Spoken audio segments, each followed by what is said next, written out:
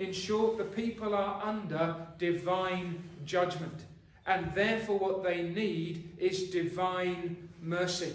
And the question is going up, where then is God in these things? And you may have heard similar questions and similar language.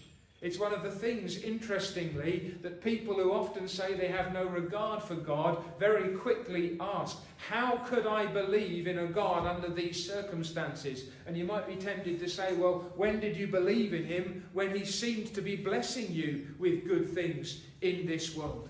Where then is God, they say? Why is he doing this? And if they actually reach that point, then they're moving in the right direction. Sometimes the accusation is, God is not present. Actually, these are the very things that demonstrate that God is present.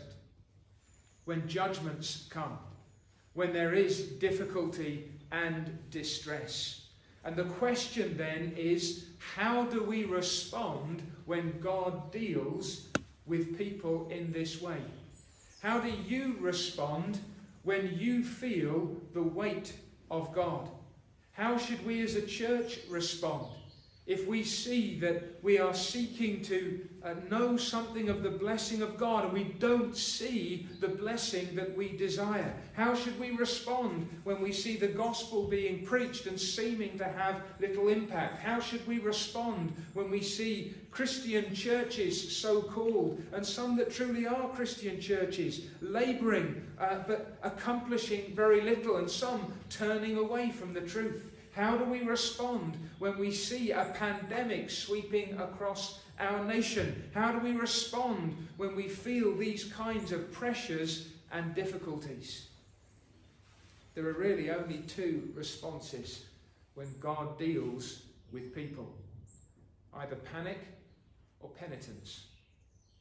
Jeremiah points us in the way that we should go in times and seasons when we need to be delivered.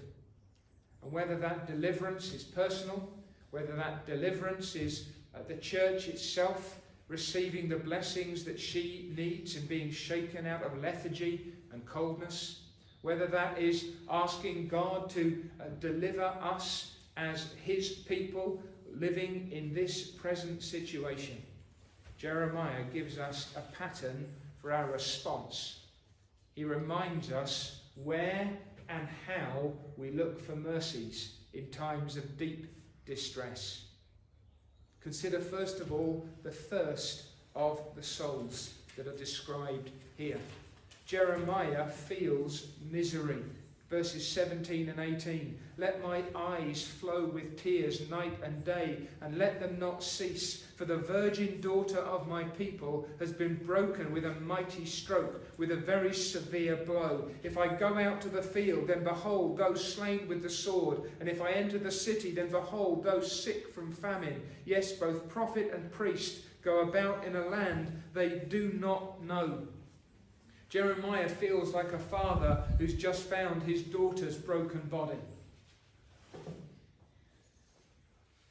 That's the depth of his feeling as he sees not just that things aren't going as well as they might be, but divine desolations and deep distresses. And the fundamental issue here has to do with the relationship that we sustain to God. It is when we are in communion with God, when we are walking in his ways, that we obtain blessing. And the point is that we depend utterly upon him. And God, when he deals with people in judgments, is often also in the very act of judgment demonstrating mercies. Now, how can we say that? How can we call judgments mercies? How can we call deprivations blessings? How could we talk about drought and sword and famine and disease and say that there is anything good in these things? Well, the answer is that if they make us thirsty for God, if they bring us to penitence rather than to panic, if the judgments of God turn us to the Lord, then they are accomplishing a good purpose.